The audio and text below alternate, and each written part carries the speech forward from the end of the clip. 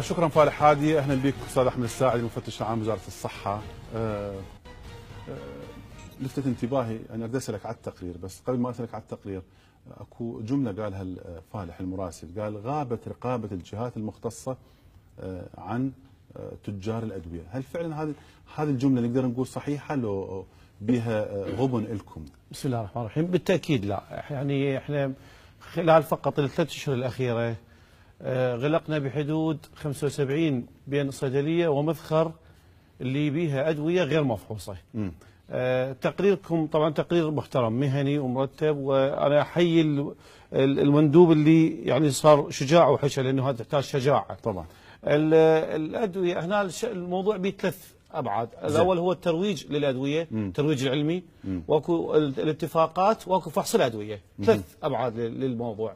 بالنسبه للترويج العلمي هذا مسموح به حسب قانون المكاتب العلميه، الترويج العلمي للدواء انه يعرف المندوب يعرف الطبيب بالمواصفات العلميه للدواء، هذا حتى نظام عالمي مو فقط بالعلاج. الادويه الجديده باعتبار الادويه القديمه معروفه، يعني ما يحتاج تعريف. بالضبط، هذا حتى ما بمخالفه قانونيه، لانه لازم الطبيب يطلع على تطور الدواء. الاتفاقات التجاريه هي هذه المخالفه ما مسموح بها، واحنا نحاسب عليها. يعني نحاسب عليها شلون؟ من خلال مثلا نجي على عيادات الاطباء ونروح للصيدليات بنفس الوقت، لما نلقى راشته مكتوبه بطريقه مشفره ما يفتهمها الا الصيدلاني سين، نحاسب الصيدلاني ونحاسب الطبيب.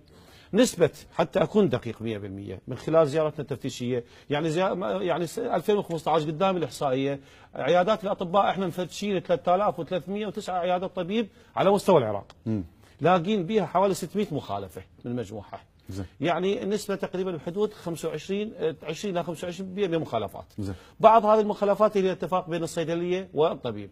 هنا نحاسب الطبيب ونحاسب الصيدليه على اذا كان بيناتهم اتفاق، وهذا يكتشف من خلال الراشته تكون مشفره، يعني يقراها فقط الصيدلاني معين. ونفس الشيء اكو اتفاقات والمختبرات، ما ذكرها التقرير ان هناك اتفاقيات. قل لي ايش قد نسبتها بالنسبه للاطباء؟ احنا من احصائياتنا وتحليلنا بحدود 15%. نسبة هذه الاتفاقات الموجودة بين نعم. أستاذ أحمد الساعدي إذا تسمح لنا نذهب إلى فاصل، لأنه أعتقد لكم مؤتمر صحفي للسيد رئيس الجمهورية حول اللقاء اللي جمع الرئاسات هذا اليوم. فاصل ونعود إليكم.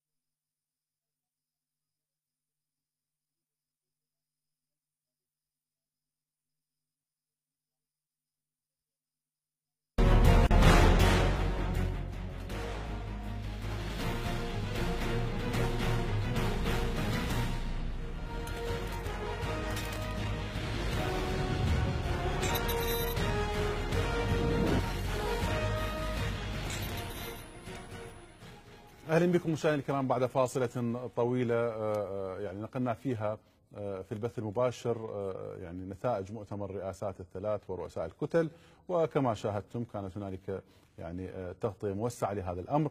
نكمل برنامجنا ومع الضيف الاستاذ احمد الساعدي مفتش عام وزاره الصحه.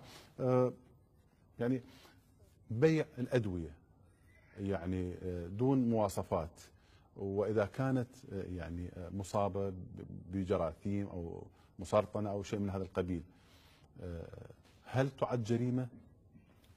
بالتأكيد. حتى تهريب الأدوية وإن كانت صالحة هي جريمة. البارحة يمكن شفتوا قناة العراقية من القنوات غطت البارحة الكبسة اللي سويناها على مذخر في منطقة عويريج، في يعني منطقة معروفة بتجارة المواد الغذائية، اللي لقينا بها 85 طن من الأدوية المهربة عن طريق تاجرين، واحد أردني ومصري، طبعا عندهم عراقيين مساعديهم. هذه الأدوية رغم أنه قد تكون صالحة للاستخدام يعني الطبي، لكنه مجرد أنها مهربة هي تعد جريمة حسب قانون القمارق، ويتم مصادرتها وإتلافها. أما إذا ثبت أنه ملوثة فلا تصير حتى توصل إلى القتل العمدي إذا ثبتنا أنه هذه الأدوية. شنو عقوبتهم المهربين؟ المهربين حسب قانون القمارق يعني يتم حالتهم للقضاء، اكو قانون سجين. طبعا المواد احنا نصادرها ونتلفها بغض النظر عن منشأها. هاي تعتبر قضيه تهريب، يعني مو قضيه طبعا يعني اضرار مثلا قضيه ارهاب، لانه هاي ادويه بالتاكيد. هي حاليا احنا نطبق يعني عليها خطره. نعم، نطبق عليها بالنسبه لمصادرتها واتلافها قانون التهريب ضمن قانون الجمارك. زين. يعني بغض النظر ولو كانت من مناشئ عالميه ما دام داخله بشكل غير اصولي يتم مصادرتها واتلافها. خلي اسالك على قضيه اخرى مثلا، يعني احد زملائنا تابع قضيه معمل ينتج ادويه بشكل غير رسمي في سبع البور في منطقه حطين. نعم، حي حطين. نعم. زين، هذه شنو عقوبتها؟ عقوبتها طبعا بالمناسبه هو هذا المعمل كان من برا معمل نسيج، همين متخفي. شلون هذا متخفي؟ زين. معمل نسيج، اجت معلومه تحركنا عليه احنا والشرطه الاتحاديه. تم ايضا القاء قبض على الموجودين وتسليمهم للشرطه. راح يتم احاله صاحب المصنع الاصلي واللي باع المواد واللي باع الادويه حتى الاجهزه اللي باعها كلهم يحالون للقضاء. طبعا القرار للقضاء. الحكم لانه يبدو انه الحكم مخفف، ما يعادل العقوبه. يعني لما ينتج ادويه غير مطابقه، ادويه قد تصيب تأذي. الآن لما مواطنين عراقيين يقول لك أنا أخذت دواء كذا بس صار بي كذا بابني أو كذا بي، يعني واضح أنه من هذه هنالك تعامل مافياوي بين هاي المجموعات. يبدو العقوبة ما تناسب الجريمة. أستاذ كريم، العقوبة متروكة للقضاء، احنا نحيلهم بموجب القوانين الموجودة القضاء. بس أنا أمانة القضاء غير متساهل في قضية تجارة الأدوية غير الرسمية. ايش قد هاي خلينا نحدد. معمل ينتج أدوية بشكل غير رسمي، يعني قد تكون فيها قضية إرهاب، يعني يحط بها مواد تسمم الناس. احنا القضايا اللي سبقا حناها إلى القضاء كانت أكثرها تهريب أدوية. هذا المصنع أول مرة يكون يعني نلقى القبض على مصنع، مع العلم أنه كان يقلد معمل أدوية سامراء بالمناسبة. هو كان يقلد ماركة معروفة بالسوق اللي هي معمل أدوية سامراء، واللي لقيناها يفترض العقوبة مشددة بعد. طبعا لأنه هذا فكان يصنع مراهم وكريمات وحبوب عامة. القضاء حاد بهالموضوع. يمكن حكمه يعني لا احنا يعني القضيه صار لها ترى حدود اسبوعين. احنا كملنا الاوراق الرسميه، الوثائق اللي لقيناها، صادرنا المواد وحناها للقضاء. بس انا يعني اكو حالات تهريب القضاء حكم بها الى حد السجن 10 سنوات، يعني حبس، يعني سجن شديد، يعني اكو اجراءات شديده. بالمناسبه استاذ عبد الكريم، حقيقه احنا يعني اكو حرب شرسه مع تهريب الادويه، بس احنا مرات مو كل شيء عندنا، تعرف اكو راي عام. مرات من تكرر حالات الظهور الاعلامي لحالات مصادره ادويه واتلافها قد يثير الراي العام وعدم الثقه. هو لا، احنا يعني الحمد لله اكو سيطره على حاله التهريب. كان التهريب الاساسي عندنا من منافذ كردستان وطريبيل، تهريب الادويه كانت النسبه بحدود 35% ادويه مهربه. الان انخفضت يمكن الى 15%، لانه وقفت التهريب من كردستان ووقف تقريبا نسبيا من طريبيل، زائدا الحملات المستمره. فقط في شهر الواحد احنا اتلفنا 40 طن من الادويه، بس هذا طبعا قياسا بالكميات المستورده. عندكم رقابه على الصيدليات؟ الصيدليات تخاف منكم؟ تخاف جدا، مو تخاف يعني تعزل الصيدليه، تعاقبها، تفحص ادويتها. الدول اللي ما بشهاده فحص يتم اتلافه ومحاسبه الصيدلاني. اذا ما لقينا صيدلاني في الصيدليه، حتى لو لقينا طبيب بالساعه بالتعليق كتبته طبيب صيدلاني، هو ماكو طبيب صيدلاني، هو لو طبيب صيدلاني. حتى اذا لقينا طبيب في الصيدليه نغلق الصيدليه، لازم الا صيدلي، الا صيدلاني حصرا فقط. فيعني يمكن هسه انا راح اعطيك ارقام الصيدليات في سنه 2015 خلينا نتكلم. اللي فتشناها في 2015 3926 صيدليه. اغلقنا 428 وانذرنا 177 صيدليه لاي مخالفه. والصيادله الاكثريه ملتزمين. بعض الصيادله مع الاسف مثلا يا اما يتعامل مع دواء غير مفحوص، يا اما يتعامل مع دواء مثلا احيانا مهرب. فانا من خلال قناتي العراقيه وهم الكل يسمعوني، يعني السوق مفتوح، لا تتعامل بدواء مهرب او غير مفحوص، لانه يعني الاجراء شديد. زين، المشكله عند الصيدليات لو عند المداخر؟ عند المستوردين او المهربين. انت تعرف المهرب يبيع بسعر اقل، هذا سوق مفتوح.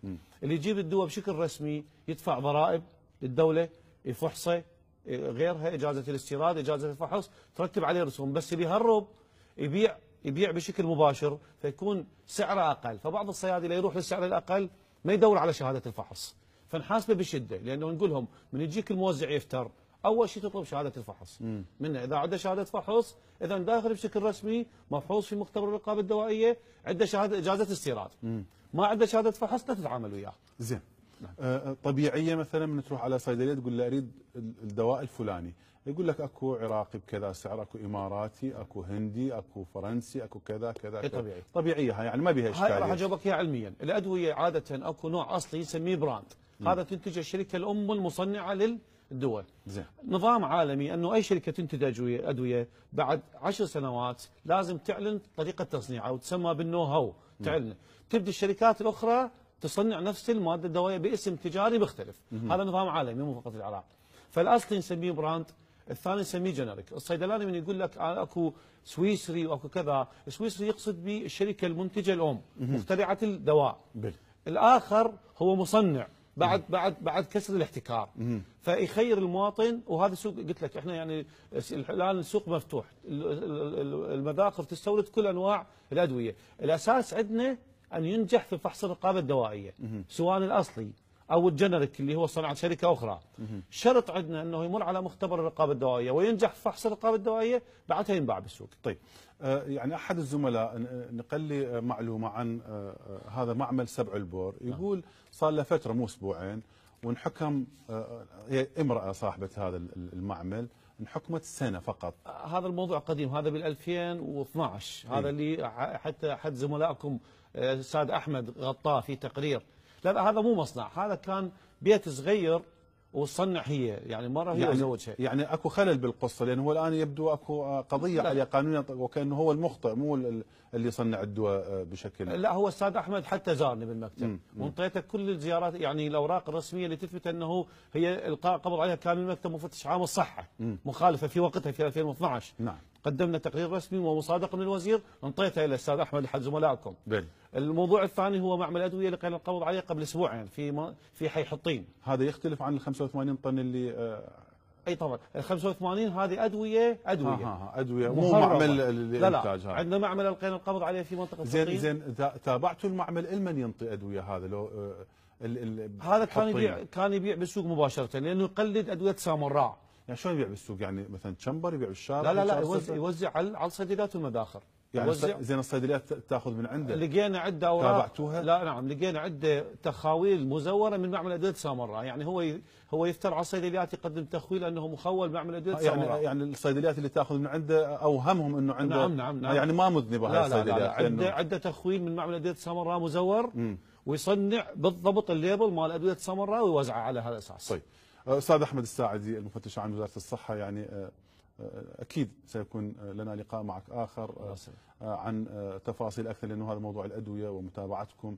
هنالك ايضا عندي تساؤلات كثيره عن طبيعه التعامل داخل بعض المستشفيات وطبيعه مع الاطباء، طبيعه التعامل مع الجرحى، مع جرحى الجيش العراقي والحشد الشعبي.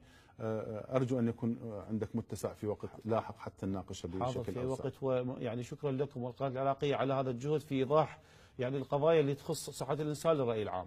أنا أشكرك جزيلا. شكرا جزيلا. مشاهدينا الكرام، فاصل ونعود إليكم.